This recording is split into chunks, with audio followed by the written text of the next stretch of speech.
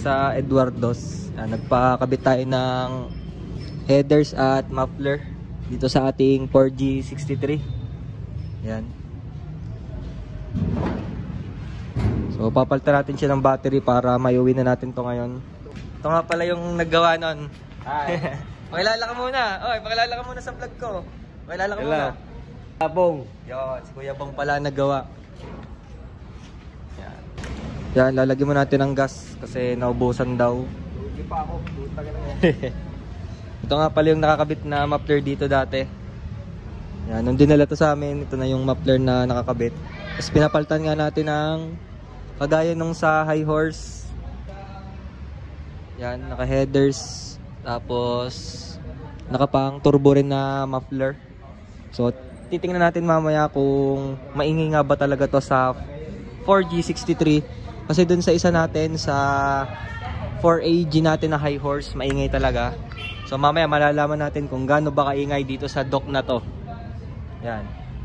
Miss you, BB. So hindi nga natin siya mapa-under, guys. So hilahin na lang natin siya pa uwi. Wala kasi si Kuya Joel. Buti na lang ang dala natin ay yung Hilux. So yan, dito na tayo sa bahay. So mamaya pa siya papander ni Kuya Joel. Yun, si Kuya Joel nagwawalis. Yan. So di natin alam kung anong problema nito, kung bakit hindi siya gumagana.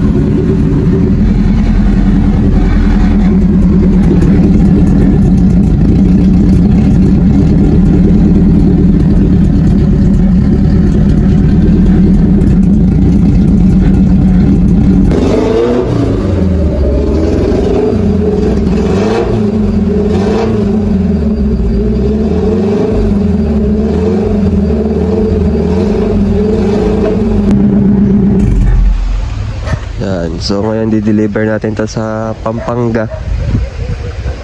Yan, dala natin ang sa ating sasakyan, Hilux.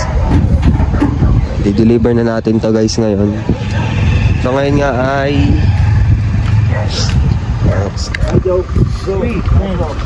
3:10. Yan. Makasama natin si Kuya Joel. Tapos ang driver natin si Kuya Chito.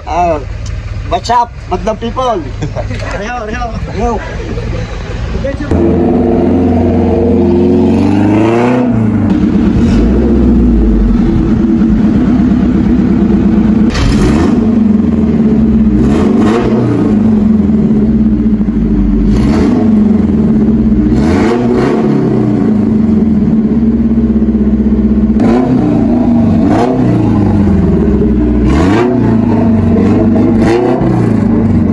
Dala ko dito sa labas yung sa Jollibee. Nakakain muna tayo dito sa Jollibee.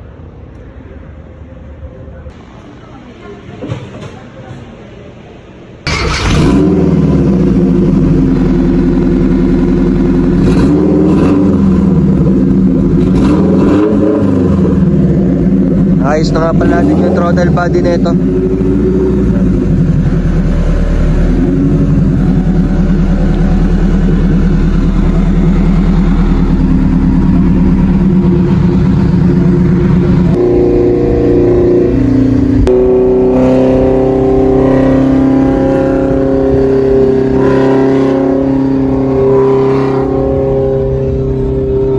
Tayo kay Kuya Chito sasakay. So experience natin yung 4G63 na owner. Yan. So, dito tayo sasakay. Yeah. Malaki yung space na itong owner na to. Yan. Hindi naman kami yung gumawa na itong owner na to. Aming mga tropa. Ayun o, may Lambo. So dito na nga tayo sa meet up spot. Yan, meet up place pala. Spot to. Yan. Dito yung hindi ko alam kung sino may-ari, kung ito o yung kano. Yan. Pero parang yung kano ata yung nagpagawa nito. So bali guys, hindi nga kami yung nag-build netong owner na to. Bali, pinagana lang namin yung makina, tapos may inayos lang kami dito. Hindi talaga kami yung nag-build netong owner na to. Yan. Yan.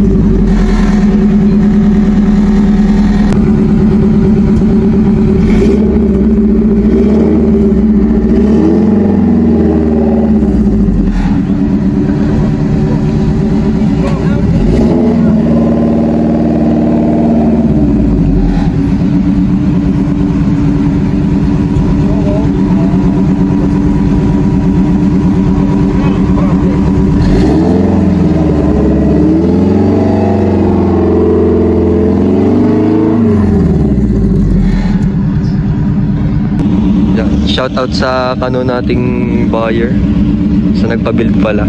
Ay, hindi pala pa-build. Pa-gawa lang.